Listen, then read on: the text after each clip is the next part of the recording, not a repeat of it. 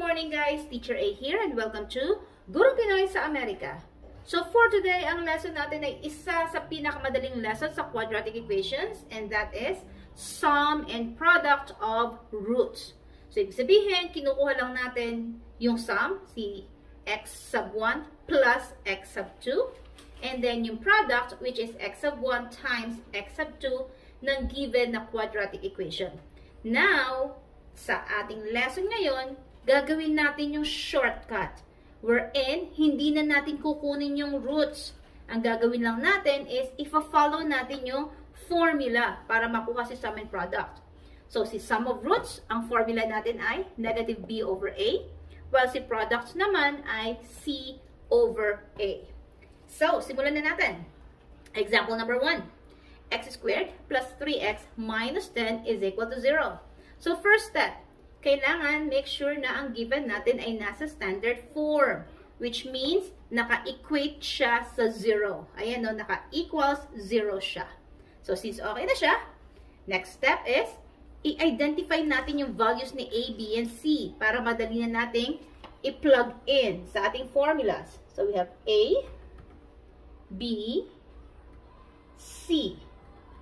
So, again, si A, yung coefficient ni x squared, wala tayong nakikita, so that means that's 1. Si B, ang coefficient ni x, yung number na kasama ni x, which is 3. At si C, yung constant term, wala siyang kasamang variable or letter, that's negative 10. Then, after that, since alam na natin yung values ni A, B, and C, i-plug in na natin para makuha na natin si sum tsaka si product. Starting with sum. So, next step natin, sulat natin yung formula, which is negative b over a. After writing down the formula, i-plug in na natin yung mga values. Palitan na natin siya. Don't forget na sa formula, may negative sign talaga siya. So, negative b. Palitan si b ng value niya, which is 3. Over a. Palitan si a, which is 1. And then is simplify. Negative 3 divided by 1, that will give us negative 3.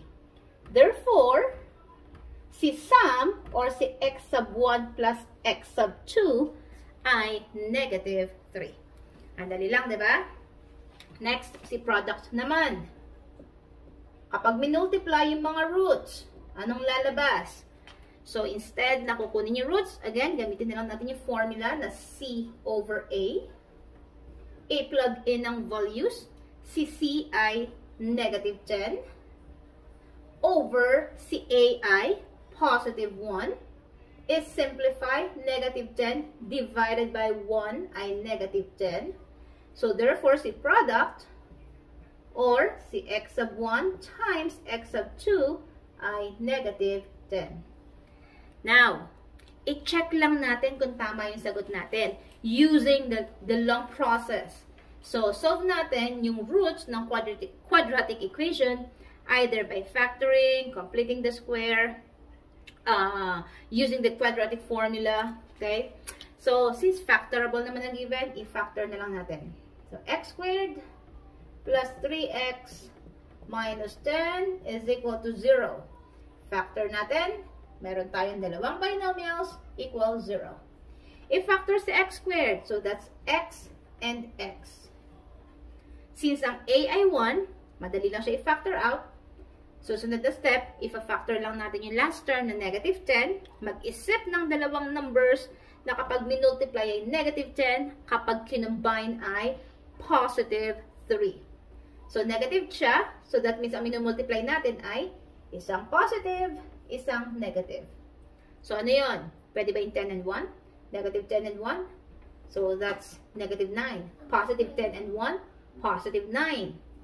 5 and 2. So, since positive ang middle term, that means mas malaki, positive. Then, 2 rito. Yan. So, yun yung factors natin. X plus 5, x minus 2. Now, equate natin siya sa 0. So, for x plus 5 is equal to 0. X minus 2 is equal to 0. Solving for x, x is equal to, i-transpose si positive 5 sa kabila, magiging negative 5. Therefore, si x sub 1 natin, which means yung first root natin ay negative 5. Yung second root, x equals negative 2, ilipat sa kabila, magiging positive 2. So, therefore, si x sub 2 natin, or yung second root natin ay positive 2. Since alam na natin yung mga roots, i-check natin kung ang sum nga ay negative 3 at ang product nga ay negative 10. So, sum muna tayo. So, si x sub 1 plus x sub 2. We have negative 5 plus positive 2. Magkaiba ng sign, i-subtract. 5 minus 2 ay 3. Mas malaki si 5, negative siya. Therefore, negative din ang sagot. Negative 3. So, tama ba ang ating sum? Yes, pareho sila. What about yung product natin? Negative 10 ba? Try natin. X sub 1, yung first root, times x sub 2, yung second root, equals. Multiply lang natin. Negative 5 times positive 2, magkaiba ng sign, negative ang lalabas. 5 times 2 ay 10. So, therefore, ang product ng root natin ay negative 10, which is the same dun sa nasolve natin kanina. Diba? Simple lang. So, move na tayo sa ating example number 2. So, ang given natin ay 2x squared plus 8x minus 4 is equal to 0. Again, first step. Nasa standard form na ba siya? Naka-equals 0 ba? Yes. So, move na tayo sa second step, which is i-identify yung values ni A, ni B, at ni C. A, kasama ni x squared, that's 2. B, kasama ni x, that's 8. And C, wala siyang kasama, constant term, negative 4. Yan. Okay? Next step, kunin natin yung sum of roots. So, sum, sulat natin ng formula, which is negative B over A. I-plug in natin ng values. Negative, copyhin yung negative sa formula. Palitan si B ng value niya, which is A, over, palitan si A ng value niya, which is 2.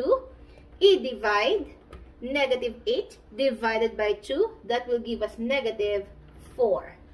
Therefore, ang sum ng roots ay negative 4. Okay? Paano naman yung product? Ganun pa din. Sulat natin yung formula, which is C over A. And then, palitan si C ng value niya, which is negative 4. At si A, which is positive 2. Then, after that, i-divide. Negative 4 divided by positive 2. That will give us negative 2. So, therefore, ang product ng root ay negative 2. Okay? Diba? Dali lang. Next, number 3. So, number 3, ang given ay 3x squared equals 18. Nakiklik. So, first step, standard form. Kailangan naka-equals 0 siya. So, sa 18, ililipat natin dito. So, copy ahead si 3x squared. Si 18, ilipat sa kabila. I-transpose. Positive magiging negative 18 and then equals 0. Yan, naka-equate na siya. And then, after that, next step is i-identify natin yung values ni A, ni B, at ni C. A, kasama ni x squared. Anong number yon? 3. B, kasama ni x. Uh-oh, nawawala si x. So, that means 0 yon. Wala tayong x. Okay? C, si constant. Walang kasama. That's negative 18. Okay? So, after that, kunin na natin si sum at saka si product. So, we have here sum. Formula is negative B over A. I-plug in ang mga values. So, we have negative si B ay 0 over A ay 3. I-simplify. 0 divided by 3. Any number na kapag dinivide, ay mali. 0 divided by any number, ang sagot ay 0. And 0 doesn't have any sign. Hindi siya positive, hindi rin siya negative. Okay? So, therefore, ang sum ng roots ay 0. Okay? Next, product naman. Ganun pa din. Sulat natin yung formula, which is C over A. Plug in yung values. Si C, palitan ng value niya na negative 18. Over si A, palitan ng value niya, which is 3. And then, i-divide. Product equals negative 18 divided by 3. That's negative 6. So, therefore, si x sub 1 times x sub 2 ay equals to, bless you. Bless you. Sorry sa commercial. So, ang product natin ay negative 6. Diba? Andali lang. Pasensya na sa commercial. Next, last example. So, last example natin, 4x squared minus 8x is equal to 0. Again, first step. Kailangan nasa standard form siya or naka-equal 0. So, okay na siya. Second step, kunin natin yung values ni A, ni B, at ni C. So, si A, kasama ni x squared, that's 4. Si B, kasama ni x, that's negative 8.